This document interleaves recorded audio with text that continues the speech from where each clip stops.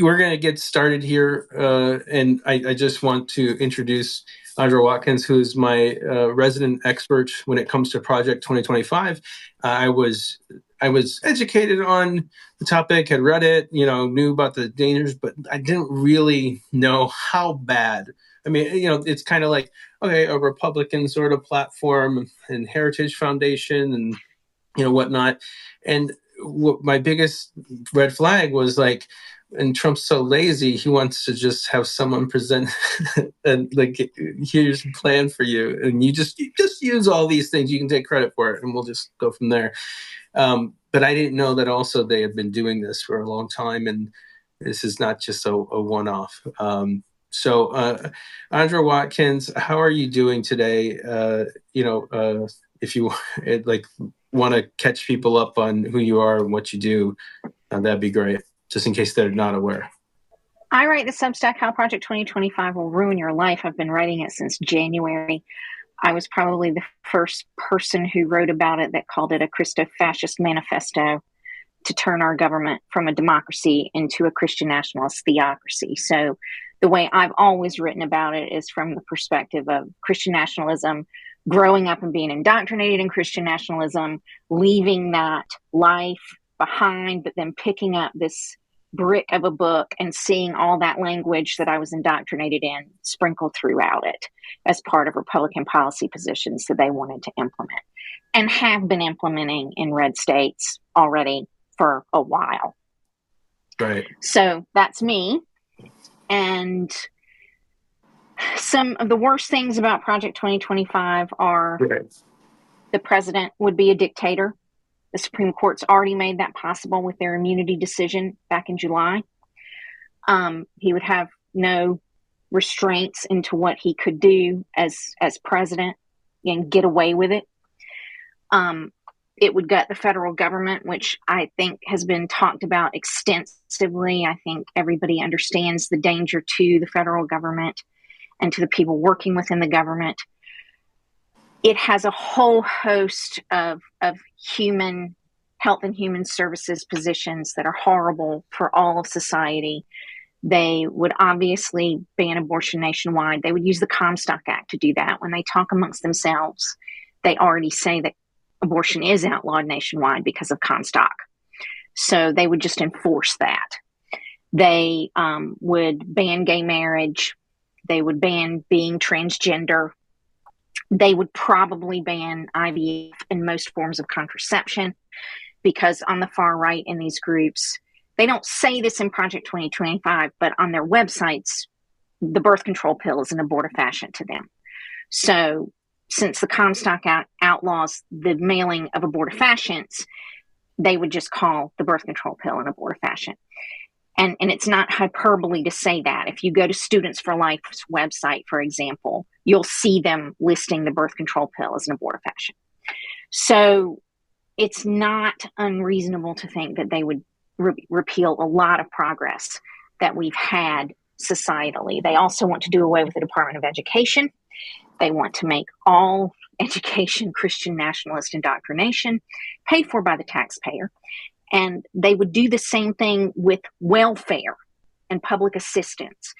They would try to force people who want those types of things and need those types of things into religious indoctrination programs.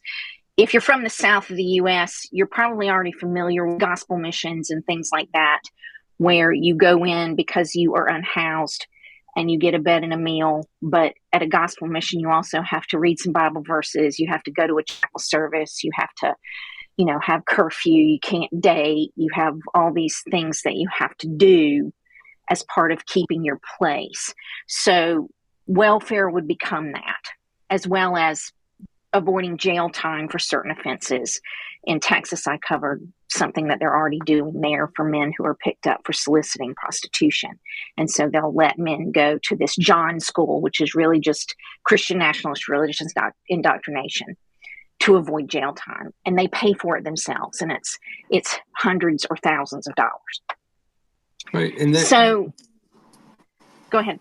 Oh no, I was gonna mention there was a time, I think you had talked about it with me, where let's say my wife is pregnant and they've been around for maybe a year or two implementing this program. One of the scariest things you told me that really woke me up is if my wife's pregnant and we cross state lines, is it true that they would have a way to track, if you're pregnant when you come back? Like what is that about the tracking of women? I didn't The understand. Health and Human Services section proposes tracking all abortions.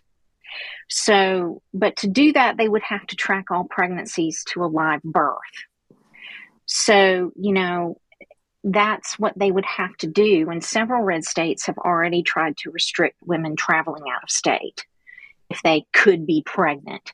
So the thought that if they did a national abortion ban, it would be really difficult to leave the country as a woman who could be pregnant is a pretty significant fear.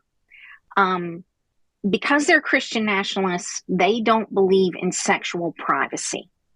So, and Clarence Thomas has espoused this in one of his Supreme Court opinions. So they don't believe we have a right to sexual privacy for anything. They believe that God judges whole countries for two people committing what they define as sexual immorality. So that's why they believe that they have this right to be in our bedrooms and in our private lives.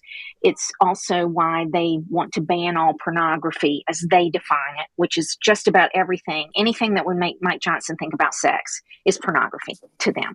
So, the definition of what they would call pornography is extensive and not at all what a reasonable person would.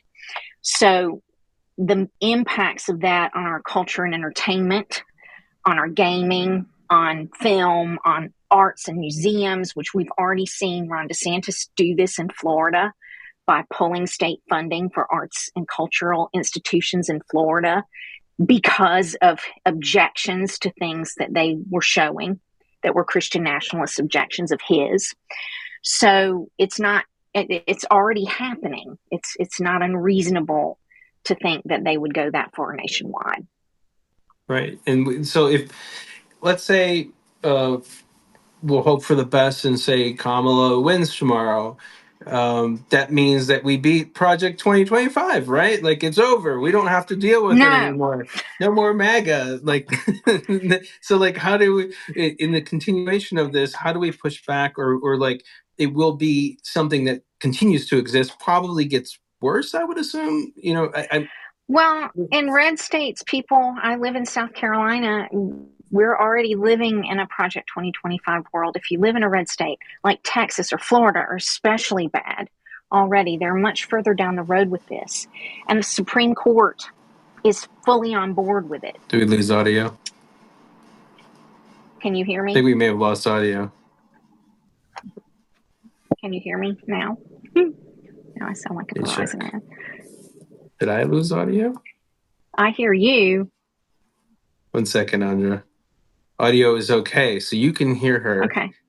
I cannot hear her. Keep going. Then, Andra, I can't hear you at the moment, but anyway, red states are already living in the world of Project 2025. If they're annihilated tomorrow, which I am cheering for very hard and believe we're going to have a really good day, but if they're annihilated tomorrow, they're going to be even more horrified and more determined to enact as much of this as possible in red states and at the Supreme Court.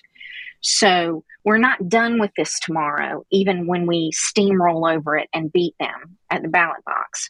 We still have to fight on the grassroots level in red states, keep this out of blue states, fight this back in red states, and keep fighting to flip more states, get rid of gerrymandering, get people more involved at the grassroots level, get these horrible Supreme Court justices dealt with.